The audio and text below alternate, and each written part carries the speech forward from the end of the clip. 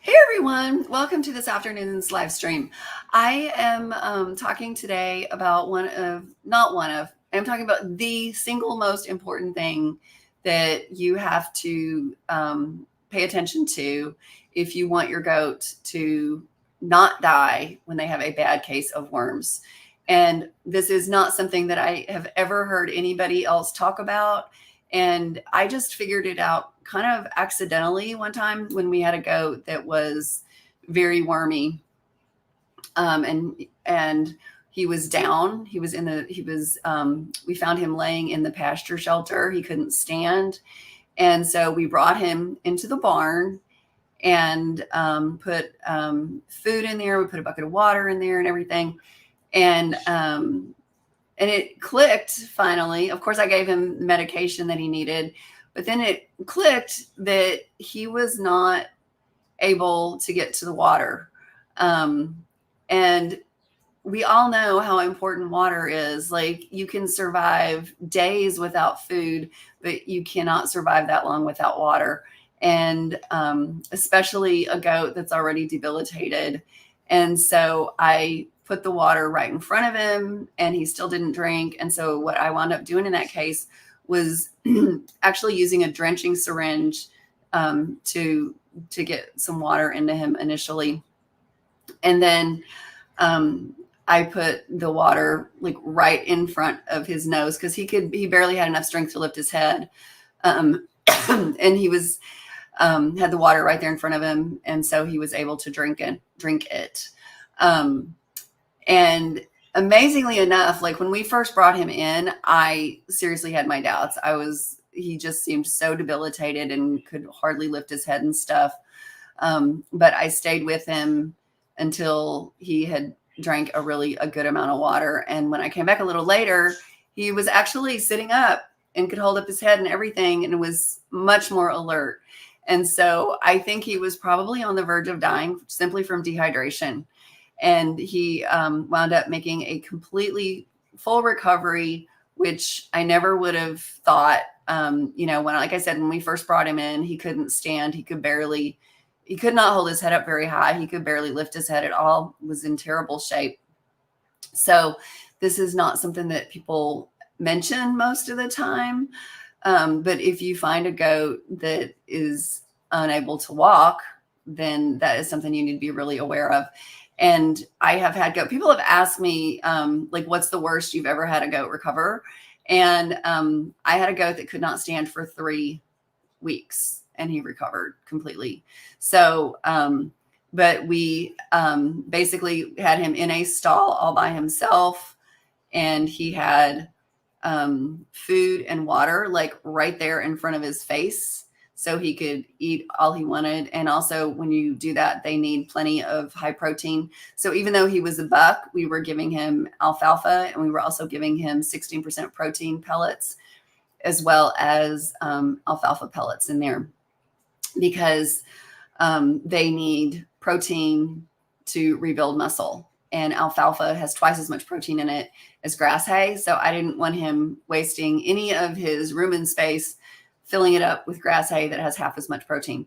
So that's why we were giving him alfalfa. And it's a short-term thing. So, normally bucks don't need it because they're not producing anything. They're not growing babies. They're not producing milk. But in that case, he was if a goat is underweight, they need to be producing muscle. They have to be growing muscle. And there's a lot of research that's been done that has shown that, goats really do need extra protein when they're recovering from worms. So you see people talking about all these different supplements and things to inject them with and all this kind of stuff. And again, don't usually hear people talking about making sure they have enough protein. And that is like the single most important thing for getting them to grow that muscle, to regain that muscle that they've lost when they've had a bad case of parasites. So remember, if you have a goat that's down from parasites, the single most important thing that they have to have access to is water. Be sure you put it right in front of them so that they don't even have to walk to get it. And of course, when a goat has a really bad case of parasites, they need to be in the barn. So it just breaks my heart when I see people show a picture of a goat with a really bad case of parasites and they're outside on grass that's like this tall, which, you know, is completely covered with worm larvae. So they're just continually reinfecting themselves the whole time. Ashley had a question. What are your thoughts on deworming on a schedule every 3 months with copper sulfate? That is not a good idea. It is very easy to overdose. I know people, personally know people, and that is plural. I'm not saying one person told me this. Multiple people have killed their goats with copper sulfate. So if somebody's been doing it and they haven't had goats die, good for them. That's lovely. But the conditions on every farm are different. And they may have some heavy duty copper antagonists on their farm that allows them to be able to do that, because I absolutely know people who have killed goats. And the thing is, the answer is never a drug. It is not a supplement. The answer is management. Your goats should not be eating from their toilet. If your goats are eating from their toilet, they're going to have worms. And if you have got them on grass that's as tall, they're eating from their toilet because that grass is covered with worm larvae. So they're just constantly reinfecting themselves all day, every day. And eventually their body is just not going to be able to handle it anymore. So all we do, and I did not make this up, y'all. I am not this smart. Like, it's all about following the research. The research has been out there for 10, 15 years. And unfortunately, the old stuff just will not die. So people just keep repeating the old stuff. And, you know, some people are just lucky. Like, the people who live out west just drive me absolutely crazy because they can do everything wrong and their goats don't die from worms because they don't have worms in the desert. They don't have grass, so they don't have the medium for the worms to be infecting the goats. And yet they think like, oh, I'm deworming my goat every month and that's what's keeping them healthy. No, the fact that you live in Arizona or the mountains of California are what's keeping your goat healthy. Every summer, I have people contacting me from the East Coast telling me like, I raised goats for 10 years in California or the Sierra Nevadas or something, never lost a goat from worms. And I've lost 3 goats in the last few months. And I'm not doing anything different. I don't understand. Well, that's why you're losing goats, because you're not doing anything different. You're not living in the desert anymore. You're not living in the mountain anymore. Now you're living in worm central, where, you know, and you're just leaving your goats to eat from their toilet all day long. So anyway, hey, Stuart, thank you so much. Glad you appreciate this. It's just this time of year, it's so frustrating. I cannot even open my Facebook page without seeing somebody's got a goat dying from worms. And people are giving them all the information from 10, 15 years ago. And, you know, it's just not good. So, and I can't even look at it because they've got 50 people telling them all these old things that just don't work. And the reality is, follow the research. And the research says that if you mimic nature, you know, and either you put your goats on a dry lot, so you're mimicking the desert, or you're doing true rotational grazing and you're moving your goats from place to place, just like goats in the wild can move from place to place. Goats in the wild are not eating from their toilet. First of all, they're living in a desert or they're living on a mountain where they're eating above their knees. They're not eating grass. And so you bring them onto a place with short grass. Well, what do you expect? Like, they're eating from their toilet. Nobody can be healthy eating from their toilet. So I'm going to be doing some more of these later this week. So stick around and please share this with people, because nobody should have goats dying from worms. They just shouldn't. We had goats dying from worms 15, 20 years ago, and we don't anymore. And it's not because we've bred super goats. It's because I followed the research, and it's management. It's all about management. It's not spending a bunch of money on, it's not about spending a bunch of money on supplements and stuff like that. Stuart asked if there are any books or lists of articles to review and keep close and even share. Yes, everything I share on here. I teach for the University of Massachusetts. I teach a course in raising goats, and I wrote these books back here Like, this is my job. This is what I do. I'm not, as somebody said, somebody joined my Goats 365 membership a month ago, and she said, I'm so excited to find you and to find somebody who's got evidence-based information on how to raise goats rather than just another influencer with an opinion. And it's like, yeah, people ask me, like, what's your opinion on X? And I'm like, I don't really have an opinion. I can tell you what the research says. And by following the research, we went from goats dying, we went from complete dewormer resistance back 15, 20 years ago with goats dying left and right to the fact that now I only have a couple goats a year that need to be dewormed. And it is almost always a 1 or 2 year old doe after kidding, and that is it. So it's all about the management. So, which is more complicated than just telling somebody, use this dewormer and call it good, because that's never gonna, like I said, we dealt with complete dewormer resistance 15, 20 years ago.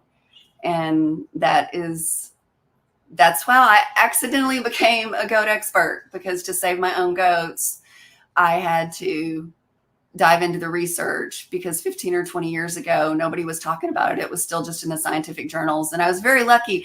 I used to be a communications professor, y'all. I used to teach people public speaking and all that kind of stuff.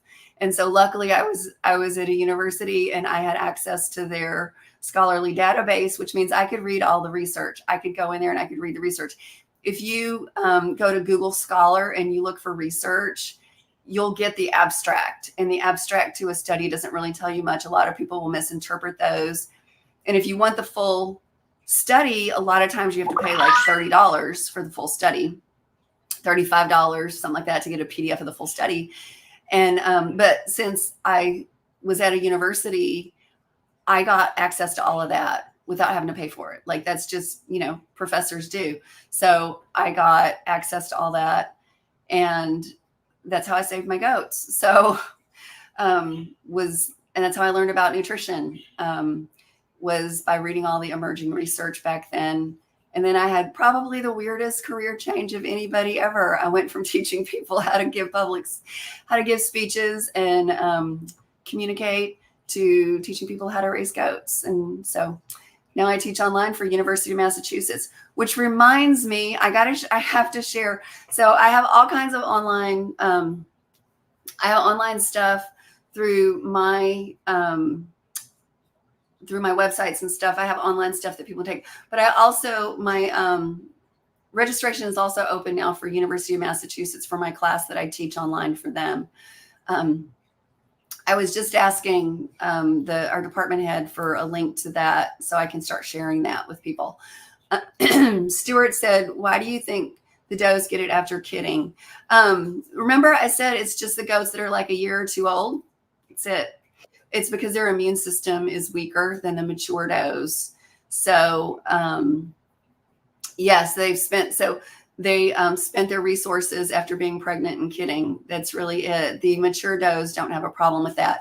There is the thing that really messed people up with that, and they thought like, oh, we have to give goats dewormer after every kidding, is because if you're doing fecals, you see what they call the periparturient egg rise after kidding, and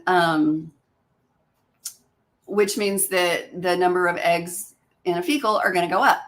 That does not mean that your goat needs a dewormer. It just means that all of a sudden the worms inside that goat have started laying eggs like crazy. That's not actually a true reflection of the stress on their body. So that's why the current recommendation of the American Consortium of Small Ruminant Parasite Control is that you do the 5-point check.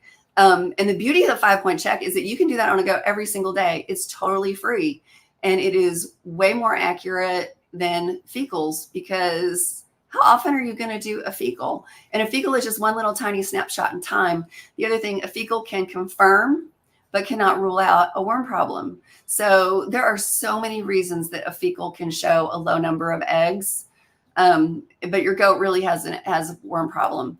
And so the 5-point check, I've got full videos on the 5-point check, which is, first of all, the FOMACHA score, which checks for anemia, which is really only indicative of a barber pole worm problem. You're looking at the poop. They should be pooping berries. If they're pooping dog turds, it's probably barber pole worm. If they are pooping diarrhea, it is probably one of the other roundworms that is causing the problem. Bottle jaw is something people talk about a lot.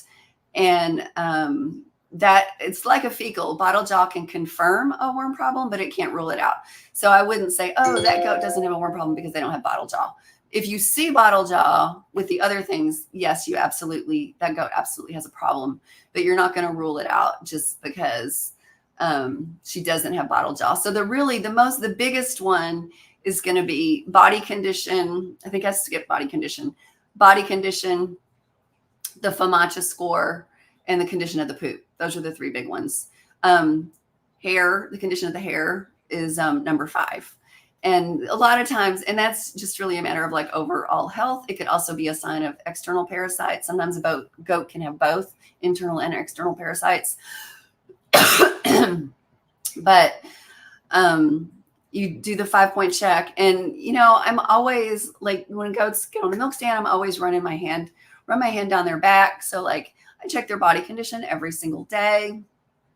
And if the body condition doesn't feel as good as I want it to feel, it's very easy to just pull down the eyelid, check that, and see what they're pooping like. Is somebody like, I want everybody pooping berries. If they're not pooping berries, then I'm really checking. I'm checking the eyelids and I'm checking the body condition. And the bottle jaw thing usually jumps right out at you because it's so obvious that the swelling from the jaw to the chin. So it is great. Thank you, Stuart, for your comments and questions. It's great having you on today.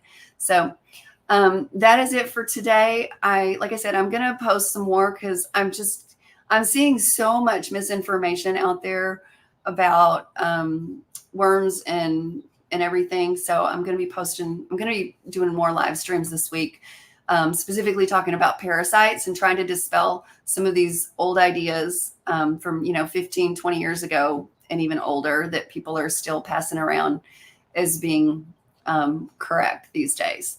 So hope everyone has found this helpful. If you're watching it later and have questions, feel free to post in the comments section below and we'll get back to you. In addition to me, we also have Tammy. I'm a certified FAMACHA instructor, and we also have Tammy helping us answer questions. She's also a certified FAMACHA instructor. So yes, it is. You know what? I'm going to give you this, thriftyhomesteader.com/goat-worms. I've got probably 30 articles on my website about parasites, all the different aspects of parasites. But the article at that link is basically a huge summary. It's a really big, long summary, and it has links to, if you want more details about anything specific, you can link out to the specific details from that article. So I hope everyone has found this helpful. Have a great day, everyone. Bye for now.